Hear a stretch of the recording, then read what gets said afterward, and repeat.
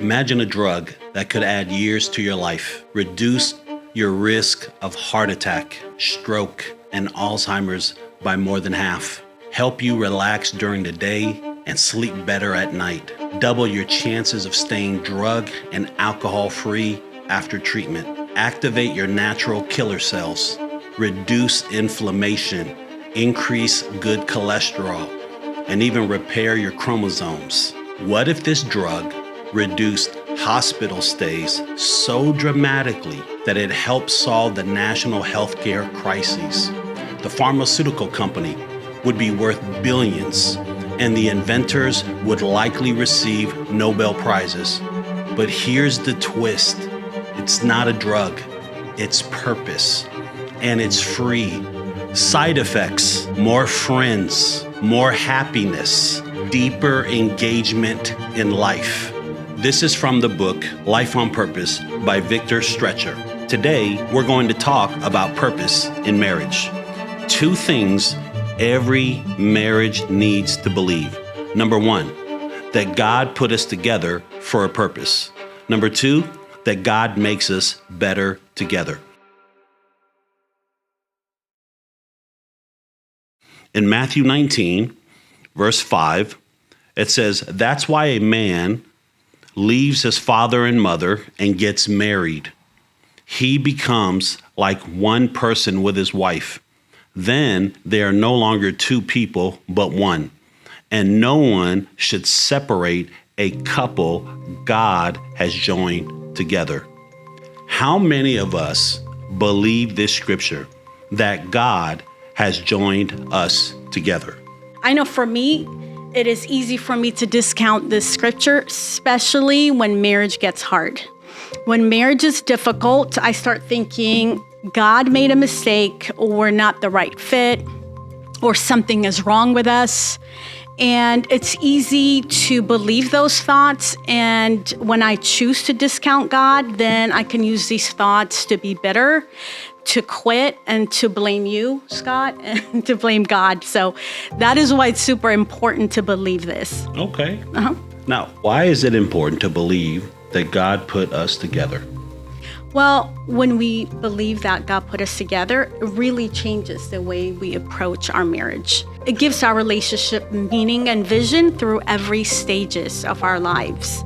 I know we're approaching empty nest. I can't believe that, but we're in about a year, we'll be empty nesters, but we've been through different challenges, right? Different stages of our lives, from young children to special needs, health challenges, spiritual setbacks. But I know what kept us together was believing that God is pushing us and God is with us and He put us together. So I think it's crucial to believe that. Yeah, I also think the believing part is important because it's helped us to push each other to endure and not quit, even with those different stages you just mentioned. I think through every stage, there was always the temptation to give up, temptation to not believe, Absolutely. the temptation to shut down, the temptation to not believe that God is actually working. So I think it has inspired both of us to grow and not settle through every stage. I think that's also very important. One I would say is it reminds us that our marriage is bigger than us. It keeps us from being insular. It keeps us thinking outward, like we are meant to make a difference. I think that's an important one because I think it's easy to not believe that marriage needs purpose. And I think the purpose helps us to see beyond ourselves. Yes. And I don't think a marriage can thrive without purpose, helping other people. Yeah, I agree. So in Ecclesiastes 4, it says 2 people are better off than one, for they can help each other succeed. If one person falls, the other can reach out and help. But someone who falls alone is in real trouble. So this scripture tells us that we are better together. One of the things I believe we do a lot of in marriage is focus on what we're not doing or what we're not getting done individually, but we don't focus enough or talk enough about how God makes us better together as a team. So let's talk briefly about that. How does God make us better together? I think one of the ways that you and I have both benefited from being together is we have been able to break family and cultural patterns that we both brought into the marriage. I think for my family, whether it was the addictions, whether it was unfaithfulness, whether it was the distance, I think we've been able to push each other to face those, identify it, and overcome it. I think from your family, whether it's the worldliness, whether it's the appearance, that it matters so much what people see, I think we've been able to work through that. I think that's a big deal. Absolutely. Breaking patterns from our past, so we don't have to live with it now or pass it on to our kids. Yes. When we work as a team, for us, we have brought the best out of each other, the best of our strengths, experiences, and talents. And we've also been able to, when we work together, parent better together. Yeah. Our kids get the best of our strengths. So that's also an important one. So what happens when we lose faith that God has put us together for a purpose? So two things that I see from our relationship that we've learned over the years: when we lose that faith, we drift and we divide. The first one about the drift, Hebrews chapter 2, verse 1, it says, "We must pay the most careful attention, therefore, to what we have heard, so that we do not drift away." I think one of the biggest things that we have learned and still learn is when we choose to not take God seriously, when I choose to blow off God and my relationship with God, and I ignore and stop listening to the Bible, I start drifting. And once I start drifting from God, I drift from you.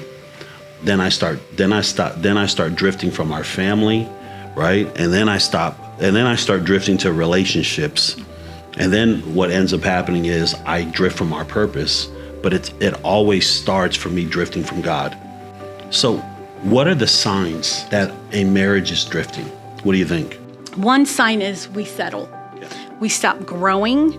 We stop challenging one another to change or grow. And then we stop asking for help. One of the things I am super grateful for is our spiritual friends who've helped us over the years in our marriage. Right. We call them prayer partners and friends, right? They've helped us through all these stages we've discussed. Yeah. But when we settle, especially when we've been married for decades, it's really easy to just say, this is it, this is our pattern. And we stop asking for help. We stop being open about what we need to work on. So I think that's one big sign of drifting. Yeah, I think also superficial. I think when I drift, I just live in superficiality. It becomes about schedule. It becomes about routines. Yes. But I stop being honest with you. I stop expressing and being vulnerable about what's actually happening in my life, how I'm handling the stress. Where I'm wanting to feel overwhelmed and I want to run away or escape. I just stop talking about those things. I think I keep things at a superficial level. I don't say, hey, you know what? I'm shutting down. I don't want to pray anymore, or I'm not reading the Bible anymore. I just stop communicating anything that's honest and open when I keep things superficial.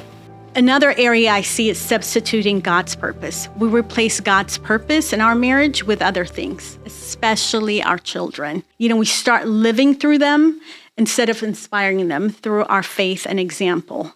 I remember this so vividly. When my son was in high school, I decided to put him through 2 full-time high school programs because I thought that's just going to help him do well in college. And, you were talking to me about it. My friends were like, do you think this is too much? And I was like, no, this is preparing him. But really deep inside, it was all for me. His success made me feel successful. And that put a ton of pressure on him. I didn't even notice that it was really crushing him. And, when we replace our children for our purpose instead of God's, we take everything we do personally. Their failure becomes our failure. Their success becomes our success. And it puts, talk about drifting. It puts a huge drift between our marriage and really with our children too. I think when we drift, I think people get stuck. Yeah. And I think we get stuck in patterns. I think we get stuck in the past. I think we get stuck in just certain challenges, that's hard for us to overcome. Yeah. I think that also happens. Just, I think we get stuck in certain sins, whether it's bitterness or distrust. Sometimes we just get stuck in feeling hopeless. And I think all that happens because we started drifting from God. So, okay, now that we've covered drifting, let's talk about division, the divide. Yeah. So inevitably, when we've been drifting for many years or many months, what happens is division starts in our marriage, and division destroys our marriage. And it's gradual, it's not sudden. You may wake up one day and realize, oh wow, we're divided. And the scripture, Mark 3:25 says it best. It says, if a house is divided against itself, that house cannot stand. So what are signs of division in marriage? I think a big one is divided convictions. God is no longer a priority in the home. And when God's not a priority, honesty is not a priority anymore. Forgiveness is not a priority anymore.